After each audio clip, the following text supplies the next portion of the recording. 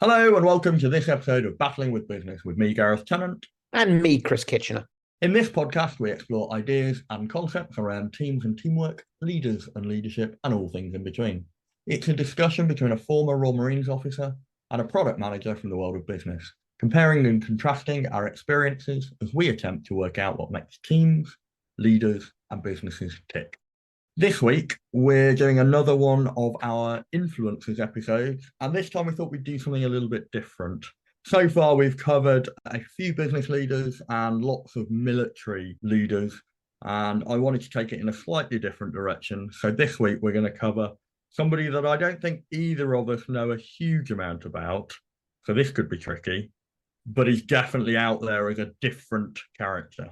Well, and I think when you said that we're going for someone, I mean, Erwin Rommel, I think this is about as further away from Erwin Rommel that you can possibly imagine. So go on. Who is it we're going to talk about today? I wanted to make sure that you and I are not just focusing on, people that we're comfortable with, interested in, and know a lot about, and that we actually do what we said we were going to do from the outset, which is explore a wide range of influential people, both good and bad, from all walks of life, from all roles. And so this week, we're going to look at the life and impact of Dolly Parton. That was a great pause just before you said the word Dolly Parton.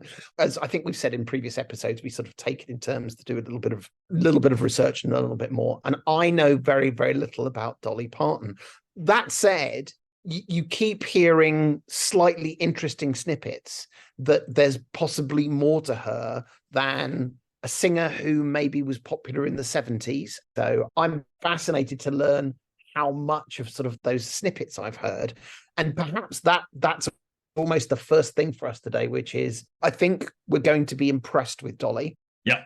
But the fact that you don't know that you should be impressed with Dolly, I think is almost the first thing, where this is clearly somebody who is very thoughtful about the sort of how people see them in the world. And so anyway, tell me about Dolly. I was WhatsApping with a friend of mine the other day and talking about the fact that I was doing research for this. And he just listened to our Erwin Rommel episodes.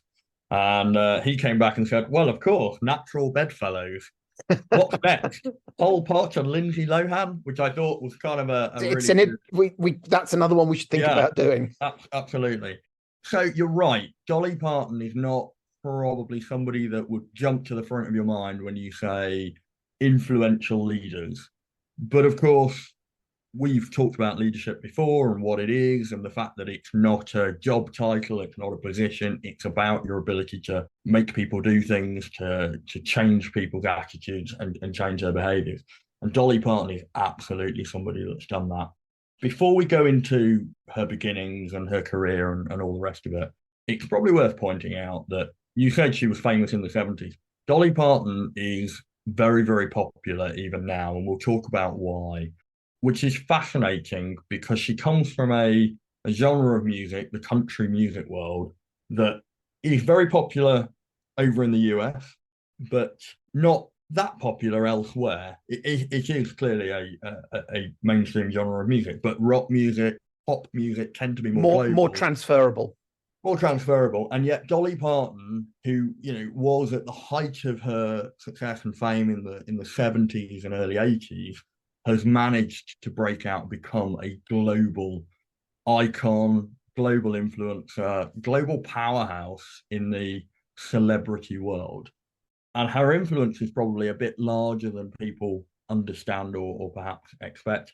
And she's also, interestingly, and this, for me, I think sums up where she is and how she's got there.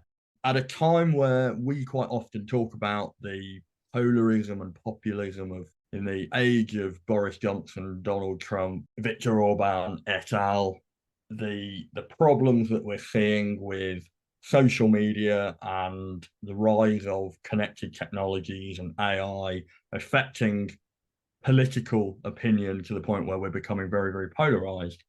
Dolly Parton is popular on all sides of I was going to say, again, as with all these things, I had not thought about that. But we talk about leadership and teams and tribes. I wonder whether there is a lesson to be learned in terms of how do you rise above those tribes to bring many different people together rather than, I've got a team of people and I'm like you, pointing at one group of the team. Actually, I somehow, sounds a bit too funny, but rise above that. And actually, I don't identify, and therefore I can identify with everyone. Yeah, and it's interesting you used the word neutral, and of course, what you meant there was neutral in the political divide. Yes, But yes, not absolutely. neutral. She's positive on both sides, and we'll come into what I mean by that and how she's managed to do that. But there's a thing in the world of marketing called a Q score, which you might be aware of. But a Q score is effectively a statistical scoring process of popularity, and you don't, we don't, we're not famous enough. We will Yeah, I don't one have day. a Q score. Yeah, when this podcast goes global, we'll get one. But celebrities have Q scores, and this is how marketing agencies and sort of brands decide how to associate celebrities to their brand. And Dolly Parton has one of, if not the highest positive Q score, which means she is beloved by people across all the demographics. She also has one of the lowest negative Q scores, which means there are very few people who dislike her. And it's not because she keeps her cards close to her chest, and it's not because she doesn't get involved in politics. She's very vocal and proactive about the things she cares about, whatever side of the political debate they're on. She is true to her values, and as a result, people accept her and her views for what they are, which is fascinating because she's managed to do this in a way that doesn't alienate the other side. I'll give a quick example of this. She came out very much in favour of the Black Lives Matter protests and the whole debate that was created after the tragic death of George Floyd a couple of years ago. I can't think of a political issue that is or was as divisive as quickly, especially over there in the US. And she came down on one particular side of that argument and yet didn't lose her white Southern support base. And that is a testament to her character and the fact that people accept that she doesn't play political games. She believes in her values and her causes.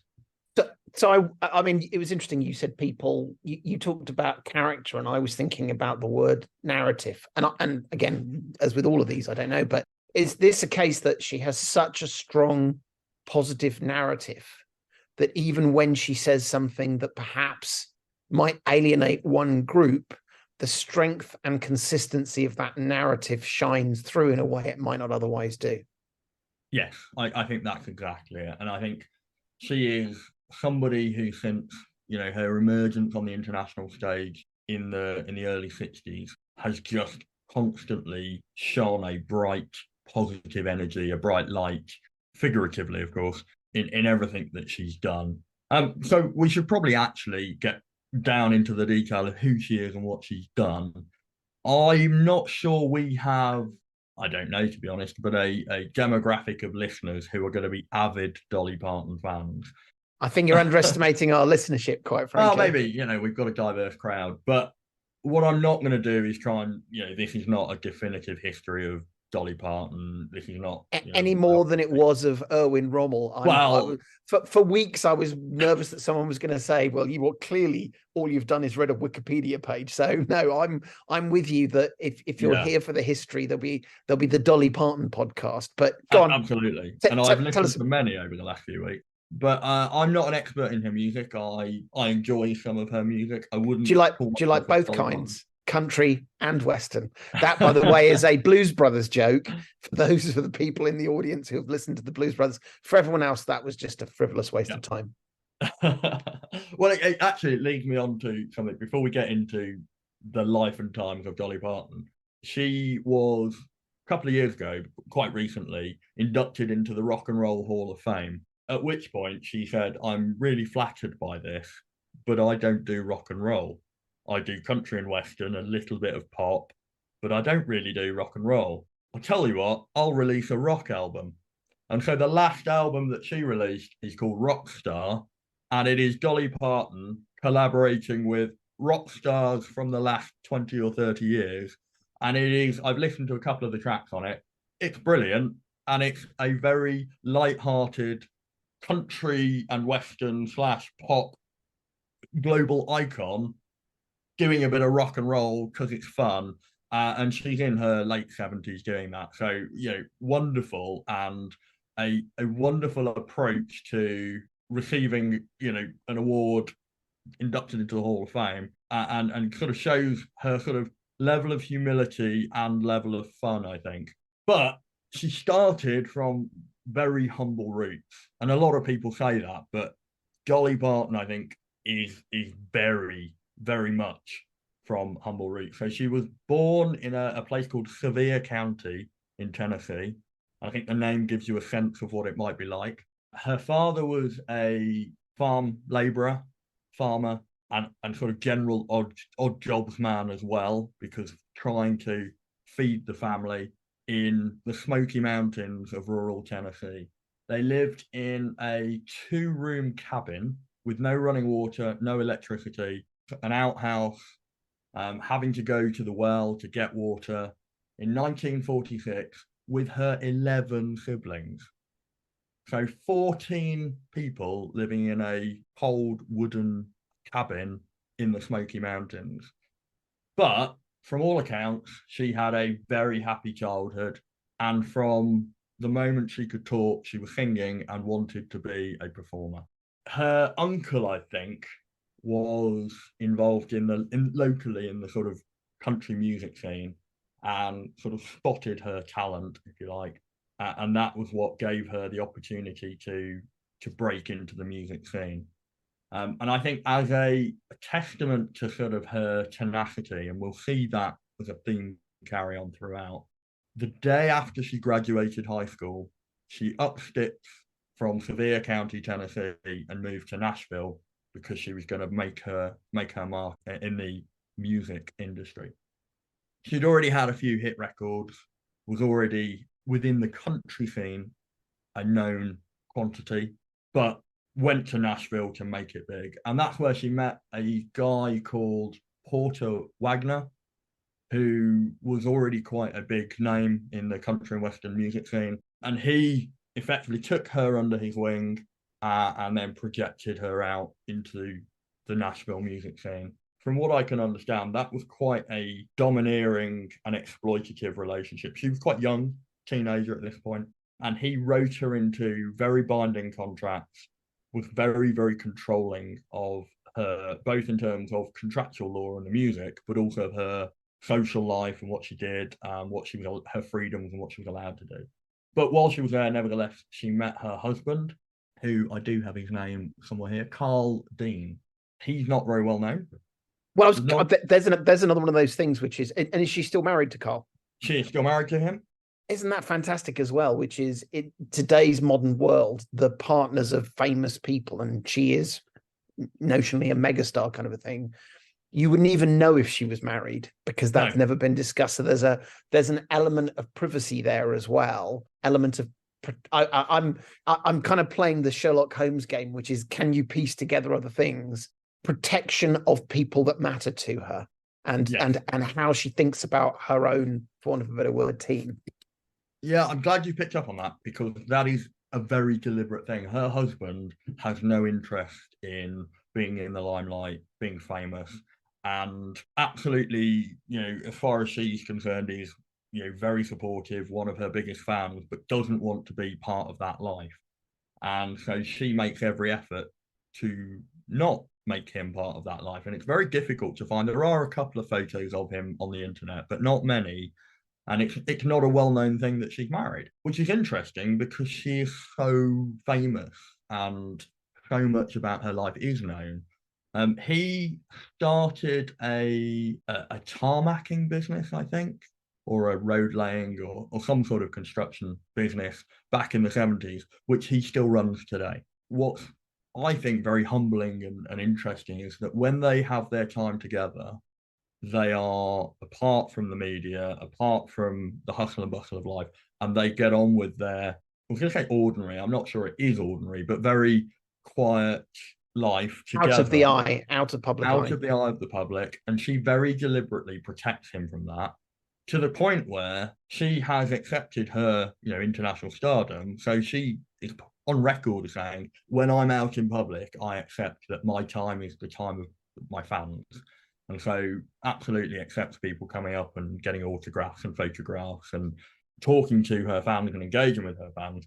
And so as a result, her and her husband will go to Walmart to do their shopping at like 1 a.m, because that's when it's quiet, which I think is lovely, because it shows a kind of, firstly, a respect for his want and need to not be part of that public life.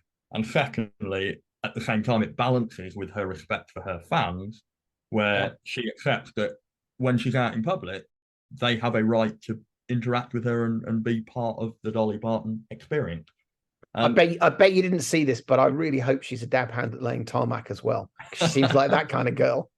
I don't know, maybe. So she had this sort of quite coercive relationship with this chap called Porter Wagner, and she needed to get out of that. She recognized that she needed to get out of it, and she wrote the song "I Will Always Love You," possibly her most famous song, or certainly one of her most famous songs, as a breakup song to Porter Wagner. He agreed, recognizing the prominence and importance of this song, that if she let him produce it, he would let her out of her contract, which she agreed to, and then he sued her for breach of contract anyway, which I think sort of says something about him. Yeah, that's right. That she wrote a song called "I Will Always Love You," I think says something about her. But she managed to break out from under the shadow or control of Porter Wagner, and that's where her career sort of skyrocketed. I was listening to a podcast about this the other day, and they described it like she was a coiled spring being compressed by Porter Wagner. And then when that was released, she just exploded, and all that energy went out into the world, and she became this fantastically famous star of screen and the music industry, because she broke into the TV world and the movie industry. She was a prolific songwriter. And interestingly, actually, the song "I Will Always Love You," she either wrote it on the same night or within the same day or two as Jolene, which are both international record-breaking songs. So she was clearly on a creative, whatever it is that you're on when you write songs. Well, there's an inherent statement around talent as well. Yeah, I mean that clearly she is very good at what she does, and I wonder whether there's a sort of a my penchant for the cake recipe analogy, but you can be very clever, you can be a great lead, and there are many other things you could be that's positive, but actually the people that truly stand out are the ones that have more of those things that make the right cake. There are staggeringly talented people who crash and burn. There are people who do very well but aren't really that talented, and so I think this is the intersection of all of those things. This is also one of my theories, is too strong a word, but this is a question, which is, do good people win? We've sort of talked about this in the past, where there's this sort of sense that the good guys don't always finish first. I'm wondering whether she's one of these examples where maybe you're going to tell us, but it's not clear that she's got a bad bone in her body, and yet she has been staggeringly successful. And perhaps even the question, has that played a part in her success? So rather than she was successful despite being a good person. I think you're right. I think it's a combination of, for me, three things here. She's prolifically talented in not just singing and playing instruments, of which she plays a whole raft of instruments. I don't think that's a collective noun for instruments, but you get my point. She is a very talented songwriter, and in fact, she said if she could do nothing else, songwriting is what she does best and what she wants to do. She once said she's written 3,000 songs, and 3 of them were good, which I think again sort of shows her sort of playful nature and humility. But she's a very, very talented songwriter, very talented musician. But she's also, I said it's 3 things, as you say, a lovely person, or seems to be, and very strong values, very honest about what those are, and very true to them. And I think that combination is extremely powerful. If you are talented and you stick to what you believe in, don't compromise, don't take shortcuts, you're going to be successful. And then the third thing is the tenacity and the hard work. And we'll see sort of evidence of this, but 3,000 songs she's written and produced and pushed out into the world. She is still doing it now in her late 70s, and there's no indication she wants to retire or slow down even. Apparently she gets up at 3 a.m. I think that's probably a result of being born in a 2-bedroom cabin with 14 people, one of which is a farmer. But yeah, she gets up early. She works hard. By the way, I'd like to think she goes to bed at. I'd like to think she goes to bed at 6 o'clock, because otherwise, that's well, we know she insane. goes shopping at 1 a.m, so I don't know when she sleeps. Yeah, again, how much of this is the reality and how much of this is the myth of the icon? Yeah, we don't actually know, but she definitely works extremely hard. And I think those three things have led to not just her success, but her continued success. Because I think you can very, very quickly have success if you exploit people, if you seek opportunities and go for them and bend yourself out of shape to do it. But they're going to be time limited. I think if you build on success with continuity, hard work, the talent that she clearly has, and don't compromise on those values, then you build that longevity and that endurance. But on top of that, she was very, very savvy. So she recognized as she came out from under this shadow of Porter Wagner that she needed to control her own narrative. Your words, not hers, but she needed to control who she was and who her brand was. And so she got on the TV circuit very deliberately and very tenaciously, doing hundreds of TV appearances. And interestingly, she didn't just go for the big things. She just went for everything. She wanted her name to be out there. And again, I think this is part of she worked hard. And so she wasn't trying to take shortcuts. And so she would do little local TV stations in smaller states in the US, as well as the big national shows. But everybody, by the end of the 70s, had not only heard Dolly Parton, but seen Dolly Parton. And they knew her and they knew her brand. Another quick, interesting fact, her first TV appearance, her parents didn't see it and her siblings didn't see it because they didn't have a TV. But by this point, clearly in the late 60s, early 70s, she had made it and her parents would have seen her on TV at that point. She got a new manager, a guy called Sandy Gallen, who not only was just a really, really good fit in terms of their relationship, but was also openly gay at a time where that was difficult. Probably less so in the entertainment industry as perhaps some other parts of society, but still a very, very difficult time to be openly gay. I think that hasn't hurt her being recognised as a LGBTQ icon. I don't think that's the sole reason, but it certainly didn't hurt. And she's, along with her sort of not getting too involved in politics, she also doesn't get involved in judging her audiences.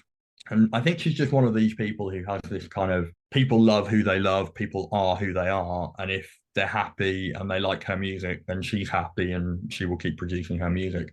And as a result, she's become an icon of the gay LGBTQ community. She's become an icon of Black women, which for a white Southern country and Western singer is slightly surprising. But then, of course, we know Dolly Parton, and it's not that surprising anymore, but only with hindsight. And that I think is really interesting. But she's also become an icon with millennials. And again, this is part of the magic of, she's not neutral, so everybody can sort of bend her into the shape that they want her to fit. She's just likable. For example, she played at Glastonbury in 2014. Yeah. And do you know what she played? Yakety sax on the saxophone. She played the Benny Hill theme tune to an audience of 100 and whatever thousand because it's fun. It's not the country and western songs that they were expecting, but it was fun and it was engaging. And so I think she reads audiences very well and is just a fun person. She obviously did also play a lot of her classic songs, but she also made it quite big on the millennial kind of circuit, if you like, by being a regular guest star on Miley Cyrus's Hannah Montana, which I think both you and I are avid fans of course. I'm very familiar with the work of Miss Montana. Absolutely. Hannah Montana is the daughter of Billy Ray Cyrus. People are not familiar. Author of, I don't know whether he's the author, but certainly the singer of Achy Breaky Heart, which if people aren't familiar with, should certainly check out. Absolutely. And she is actually the godmother of Miley Cyrus and regularly came onto Hannah Montana as Aunt Dolly. And so that's how she sort of introduced herself to the early 2000s kind of millennial crowd. We haven't really talked about it, but another really interesting point is her relationship with sex. So she's very, very well known and her brand is very, very sexual, but in a...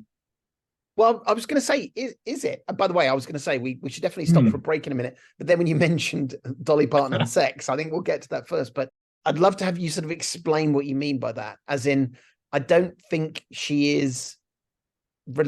people are associated with sex, like Madonna. You would say, oh well, that a lot of her brand is built on that. I don't know that that's how she's perceived, even though she's attractive. I think she's got this lovely balance of playing on her femininity, playing on her very large breasts, which so far on this podcast we've never said. We've never said that. Do you know? I don't remember mentioning that in terms of the Desert Fox or Steve Jobs. So that is a first on our podcast. But her Dolly Parton's boobs are part of her brand. So much so that Dolly the sheep, the first cloned sheep, is named after Dolly Parton because Dolly the sheep was created by mammary gland stem cells, and that's why they called her Dolly. So that's how prolific Dolly Parton's breasts. They're as big a part of her brand as she is, and yet she's not, like you say, she's not Madonna, where it's an overt sexual thing that sometimes doesn't feel appropriate to play to certain audiences. Well, it's not the reason why people like her. It is not that.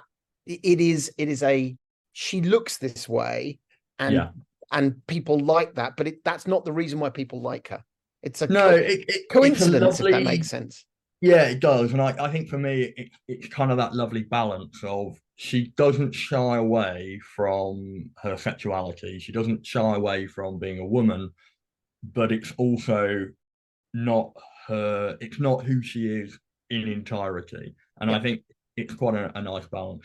And she gets ahead of it as well. She plays on the fact that she wears lots of makeup. She plays on the fact that she's got large breasts. And she makes those jokes up front because she knows they're going to be made anyway.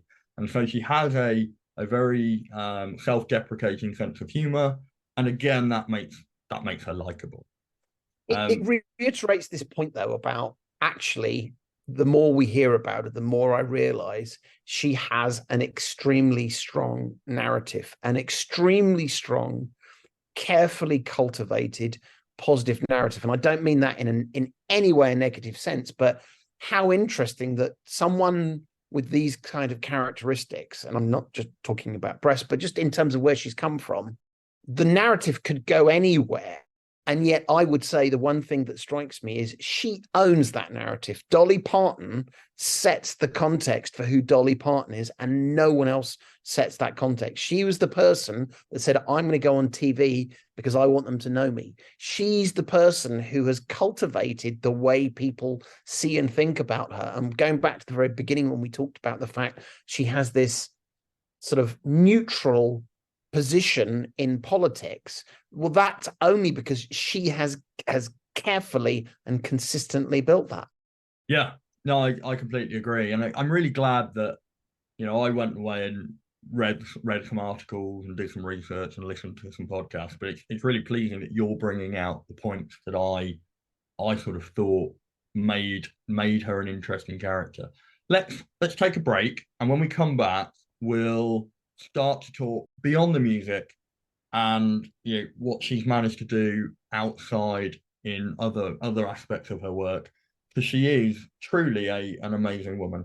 Well, what a perfect way to segue. We'll see you after the break.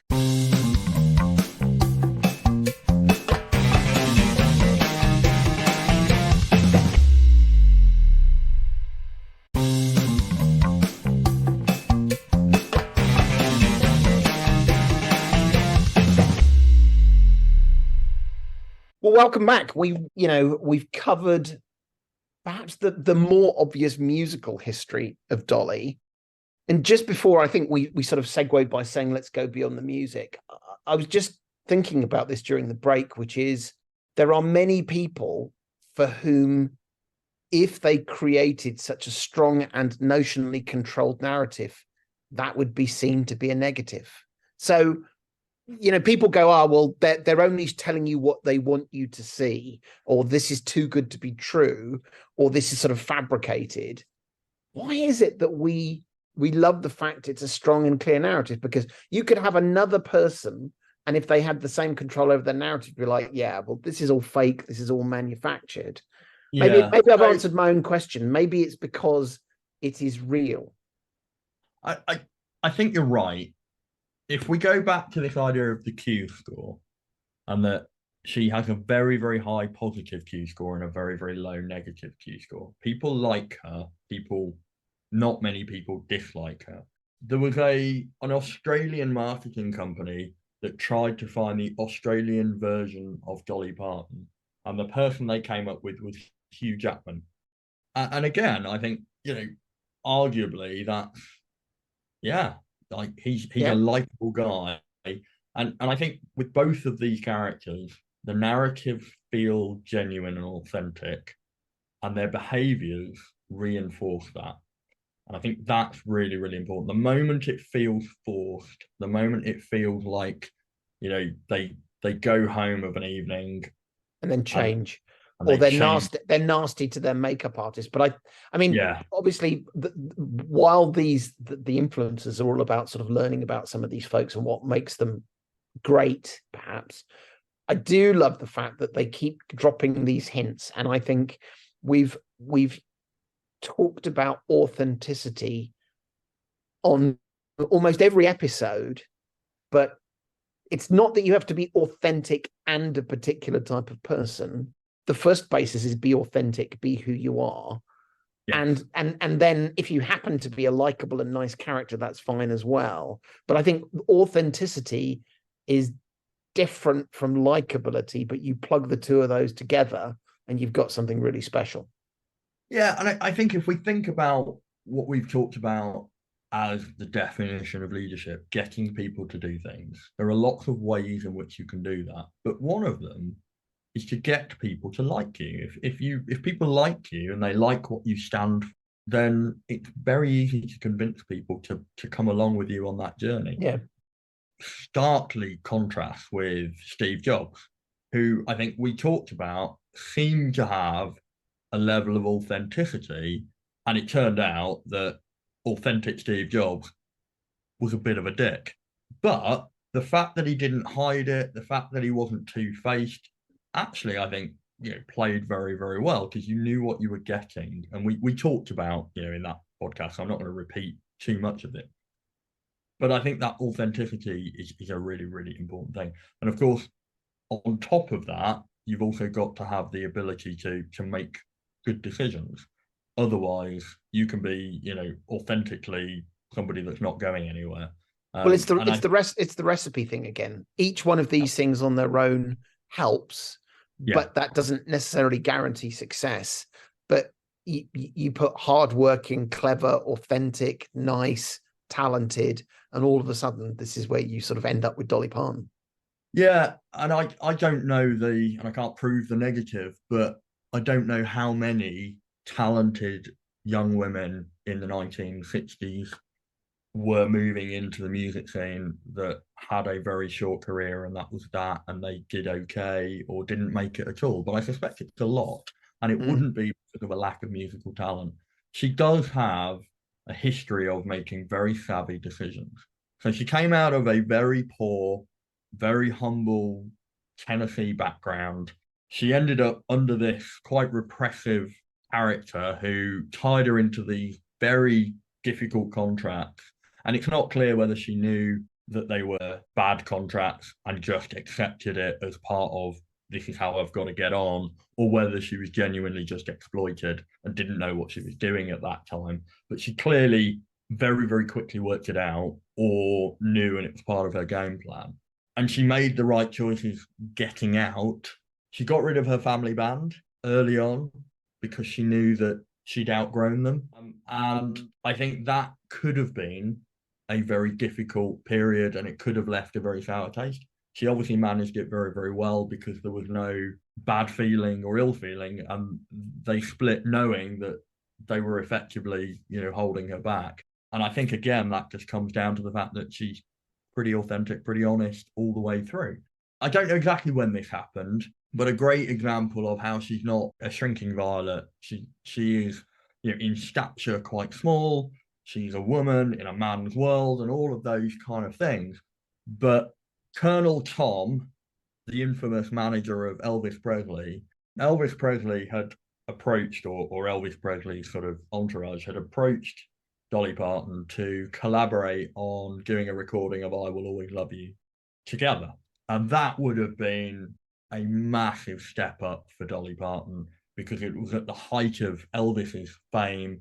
He was doing the nightly shows in Vegas. It would have really, really helped her career. On the day they were going to do the recording, Colonel Tom came to Dolly Parton and said, "Oh, by the way, when Elvis signed contracts, he takes 50% rights of all music." And that was on the day of the recording. And she said, "No way, we're not doing it." And she turned down that recording and it never happened. And I think easy to look back in hindsight and go, of course you wouldn't take that deal. What if, you wouldn't get bullied into that. No, But no, I no. think Name the the time, person that would turn down Elvis, on the day of the recording as well. This isn't, you've got a couple of days to think about it. This was literally either at the studio or on the way to the studio, a phone call in the morning or whatever it was. And she said no. And she kept all the rights to I Will Always Love You, which is one of the all-time, best-selling songs. What we try and do is reveal maybe a few more dimensions of the people we're talking about. And so far we've talked about a singer, but I think you're starting to talk now about a business person. Yeah. And so let's develop that idea further, sort of talk more about that. So she got into movie making. How many Dolly Parton movies do you know, Chris? Do you know any? Well, I do actually, because one of her famous movies, which still resonates today, was 9 to 5. And Yes. are you familiar with the plot of 9 to 5? Very loosely. I've not watched it. I'm going to be honest. This is going to be an ageist thing, isn't it? That I'm a little bit older. Oh yeah. So the plot to 9 to 5, you'll be unsurprised to know, and this was, I think it was late 70s, maybe early 80s, was the story of a number of women who worked in an office and had a misogynist boss. And the women rebelled and took the boss hostage, obviously in a sweet 80s kind of way. So she was one of the heroines in the piece. And of course, the theme to the film was 9 to 5, which is one of her most famous pieces. I mean, for non-country and Western aficionados, if you said to me, name a Dolly Parton song, 9 to 5, which is another very good song, by the way. So I know she did 9 to 5. That was a big Hollywood film. Has she done lots of others? She's done a few. So before we go on to those, I'm just going to come back to that 9 to 5. So 9 to 5 was, you're absolutely right about the plot of the film, but it was part of a wider movement called the 9 to 5 movement, which was in the late 70s, a movement, I think it began out of Boston, and it was all about highlighting the discrepancies and the misogynies in the workplace, as well as a precursor, if you like, to the Me Too movement. It was a sort of slightly softer way of highlighting the sexual misconduct in the workplace, the touching of the bum, the commenting on the appearance of the secretaries, or you know, these things were normalized, and this was the start of the movement against them. And whilst Dolly Parton has never aligned herself with the feminist movement, she is definitely, in the broader sense of the word, a feminist. Yeah. And again, this comes back to that nice balance of, she doesn't reject her sexuality and her womanhood, but she absolutely embodies it whilst highlighting the wider, cultural issues that come with that. And 9 to 5 was both a film, a brilliant song, and part of highlighting a wider movement that she felt was important. Probably also equally or better known for Best Little Whorehouse in Texas and Steel Magnolia. I, again, haven't seen either of these movies, and probably should, but from what I understand, her performance in Steel Magnolia is actually a very, very great piece of acting. And as an actor, she holds her own. So I think the general perception, certainly my perception, was she was famous as a musician, and so did these musical films, but a bit like the Beatles or any other famous singers jumping in to do musical films. You kind of give them a bit of a pass on the acting. But from what I understand, the acting between her and her on-screen husband in Steel Magnolia is just regarded as genuinely brilliant and very fine acting.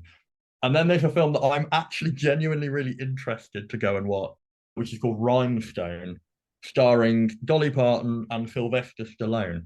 That classic mix. Where Sylvester Stallone has to, for whatever contrived circumstances, has to become a country and western singer. And I just love the concept of Dolly Parton trying to teach Sylvester Stallone to become a country and western singer. We get, we often talk about, really, we talked about Oppenheimer. I wonder whether we have to go and watch Rhinestone and do a I think we probably do. But interestingly, she not only acted, she also produced and she created her own, I think jointly with somebody else, produced or created a movie production company that went on to do some really quite mainstream and well-known movies. So Father of the Bride and the Buffy the Vampire Slayer series of movies were all produced by Dolly Parton's movie production business. Going back to this thing about, we talked about the fact that she protects her husband and you don't know she's necessarily married and all those kinds of things. You don't know that she is obviously a successful businesswoman. You've seen all these clues. You talked about the Elvis thing, which was notionally a good business decision. And then you say, oh, it turns out also she ran a production company or runs a production company, which in turn has also been successful. I mean, that's fascinating. How do you be so talented across so many areas? Yeah. And we've not even talked about her most successful business venture, which is, of course, her theme park. Which Dollywood. Is called Dollywood. Isn't that fantastic? Dollywood.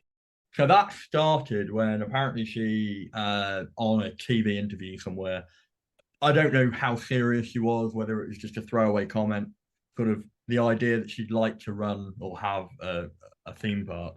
And somebody who ran a theme park in Tennessee at the time sort of got in touch with her company and said, well, let's make this happen. And so it was based on a old Tennessee theme park with an old Tennessee Smoky Mountains sort of theme, cowboys, farming, very, turn of the century kind of American industry. And they turned it into a Dolly Parton themed theme park, which has become phenomenally successful. I think this has probably become quite clear through this podcast. I'm not a massive Dolly Parton fan, but in doing the research for this episode, I have become a fan of Dolly Parton. Not of her music, not of her movies, because I've not seen any of her movies and I've only listened to a few of her songs, but I've become a massive fan of her as a person. Of the person. And I'm really keen. I really want to go to Dollywood and see what it's like and get involved. But yeah, she opened this theme park. It is not a myth, although people think it is. There is a fact that on the day it opened, they buried a time capsule, and in that time capsule is an unheard single that Dolly Parton recorded and then buried that will be unearthed on her 99th birthday. I think she's in her late 70s now, so we've got a couple of decades to wait, and then there will be a new Dolly Parton single that dates back to the 80s. Dollywood has been extremely successful. I think it makes up about a third of her entire wealth, and it brings in a considerable amount of money every year, of which she then gives away an awful lot of money. So I think that the final way to round this off is to then talk about, we've talked about her business, now let's talk about her philanthropy and her politics. So we've said she's not a political person in that she doesn't stick to a particular side of the what is quite now polarized, two-state system, two-party system in the US. But that doesn't take away from the fact that she does have her political views, she does have her causes that she promotes and champions. So I've already mentioned that she jumped very early into the debate about Black Lives Matter and said, this is absolutely an important cause that I believe in.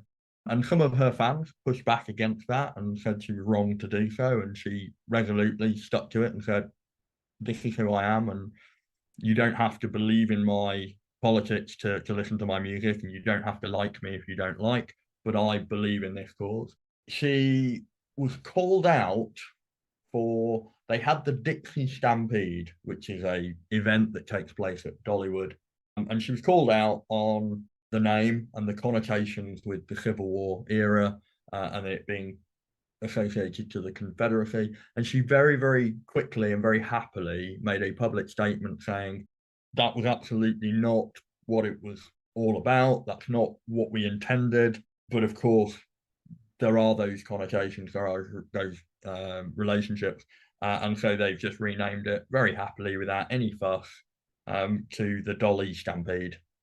I think basically what we're learning here is you can just put the name Dolly on whatever you like and it suddenly increases its popularity.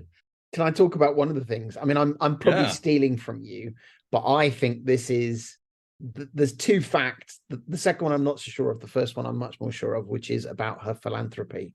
So I'm guessing you've come across Dolly Parton's Imagination Library? Yes. So for those of you who aren't familiar, that is Dolly Parton set up I presume it's a charity, and quote, Dolly Parton's Imagination Library is dedicated to inspiring a love of reading by gifting books free of charge to children from birth to age 5. And so she's partnered with people she does in the US, Canada, United Kingdom, Australia, and Republic Island. And again, you probably know the answer to this because you do your research on these. Do you know how many books her charity has given away since it started? I don't. I did. It's one of those facts that is basically in everything I've read and every podcast, but it's not one of the ones I've actually got written down. It's 218 million books. Wow.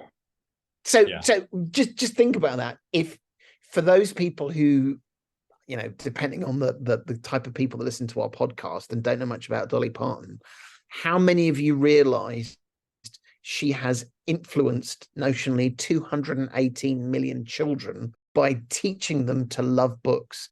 And I don't think they're books of a particular, pushing a particular party or a particular view, but just for the love of books. I thought that was absolutely fantastic. And again, it not only talks about Dolly Parton, it talks about sort of the work she does and why she does it.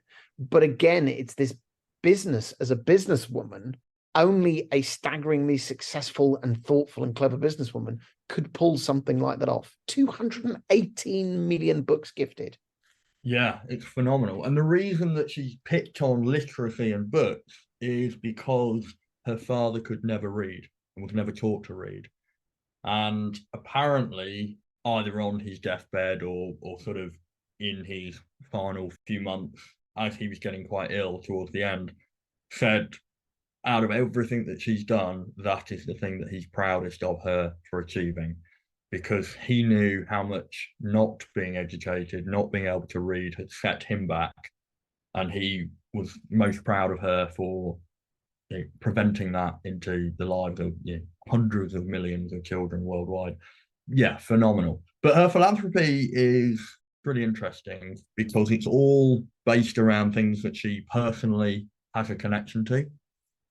So, as you would probably expect, there's an awful lot of philanthropy in the area where she grew up in Tennessee, local hospitals, local churches. We haven't really mentioned her religion, and there's probably a good reason for that. Her grandfather was a fire and brimstone sort of Pentecostal preacher. She probably grew up in a very devout Pentecostal household. She talks a lot about spirituality and references God, not so much in her work, but in her interviews and stuff. So I think she is probably a religious person, but I think she keeps that very much as personal to her rather than pushing that out as part of that wider narrative. But and I think that's again a helpful thing in that she recognizes that people perhaps don't want to have religion pushed upon them, but she's not shy about the fact that she is religious herself. So yeah, lots of sort of local charity philanthropy in the local area, lots of work. We talked about the literacy, but also in helping children, particularly, get into music and get into the music industry. And then things like when there are forest fires, especially forest fires in the Smoky Mountains, in and around the areas that she grew up and loves, she will donate huge amounts of money to that. And then more recently, of course, she came out very, very strongly in favor of the vaccines for COVID. She donated $1 million to the Vanderbilt Community Hospital for their research into mRNA and the mRNA vaccine that was subsequently developed. Whilst it's probably an overstatement to say that Dolly Parton, cured COVID-19, her donation was a considerable part of the mRNA research program that led to the US mRNA Moderna vaccine. Isn't that a fascinating spread of things that you donate money to? Now, it could be that there's a team of people that say, here's where you should put your money, Dolly. But the idea that it goes from books to when houses burned down, she donated $9 million to support rebuilding of houses. And how unusual is it? I don't think I've heard of any other person, famous or otherwise, donating that kind of money to that kind of research. Isn't that fascinating? Yeah. I think it is a personal thing. From everything I've read, it does seem to be that I'm sure she has a team of people that, organize and perhaps advise her on their mounts and all that sort of stuff. But I do get the impression that she genuinely picks causes that she cares about personally, has a connection to. But I think that the thing I'm most impressed by with her involvement in the vaccine rollout was, and we've talked about the fact that she doesn't get too involved in politics, but if we cast our minds back, the youth or getting vaccinated was a very divisive thing, and she very much, put her flag in the sand. Not only did she donate, considerable amounts of money for the vaccine research, but she also went on tour singing "Vaccine" to the theme of Jolene, and perhaps not quite as successfully, "I Will Always Jab You" to the theme of "I Will Always Love You," which I think sounds a little bit forced upon me. I think that's still quite strong. I mean, for if it was anyone else other than Dolly, perhaps, but I think that's quite strong. Yeah. Well, look, I think we're coming to the end of our time. We've covered sort of growing up, the music, the business, the philanthropy. What have been your takeaways that we can either learn from or apply? So I think we've covered the kind of why she's been successful, and it's that tenacity, hard work, talent, and being authentic to her values. So I'm not going to really dwell on that too much. I think more important for me personally is the importance of understanding and trying to find inspiration in a wide variety of people's capabilities and impacts. Dolly Parton is not somebody that I've ever heard mention in any of the leadership books I've ever read, in any of the podcasts that I've ever listened to about leadership and management, in any of the command leadership and management training I've ever done in the military. Dolly Parton is not somebody that people say you should go and look to this person. And I think it's very similar to when we talked to Ian about chaplains and padres. It's an overlooked thing because it's not obvious. It's not obvious that they're a leader because they're not, an industry captain or a military general. But leadership is a broad and complex subject, and there are lessons and interesting things we can learn everywhere in society and throughout history. And so I think my big takeaway from this is I think we started to look for somebody just to make sure we were being varied and diverse on the podcast. And actually, I've come away learning probably more from Dolly Parton than I have from some of the other people that we've researched. So, yeah, I think having my eyes open and going after people and learning lessons from people that I wouldn't necessarily straight away think there's going to be a whole load of really good leadership gold dust in here. But I think that's why we do the podcast, isn't it? It's to explore these things.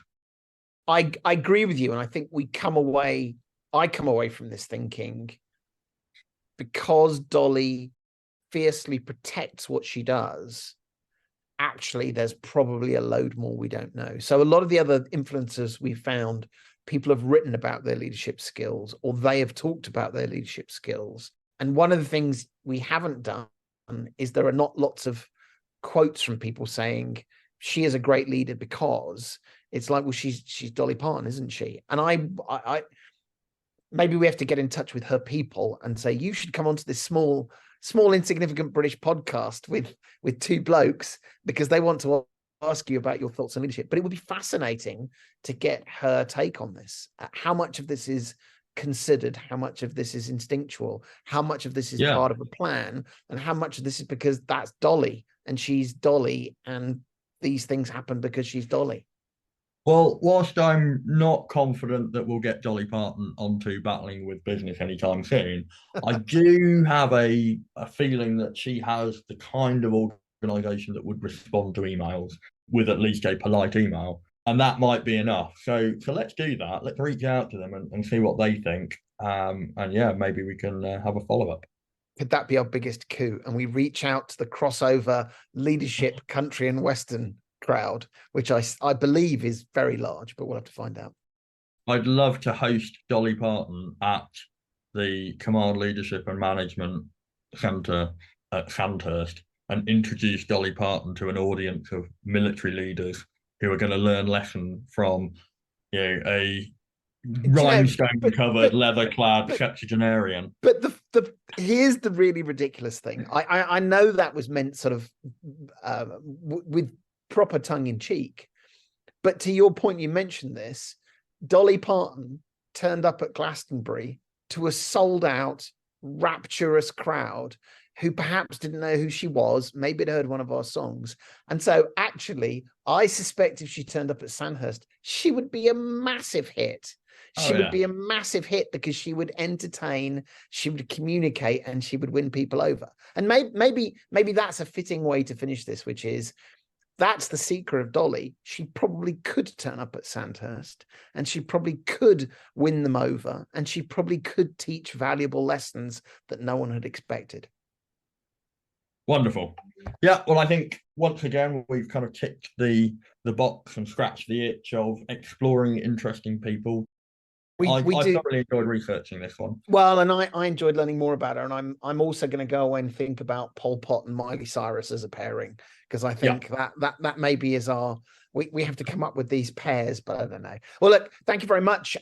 We are on the platform formerly known as Twitter, Battling with Biz. That's with a Z. We are on battlingwithbusiness@gmail.com. Let us know how we're doing, what's interesting. But for now, we hope you enjoyed that brief visit to the world of Dolly, and we'll see you next time on Battling with Business. Wonderful. Thanks very much. Cheerio.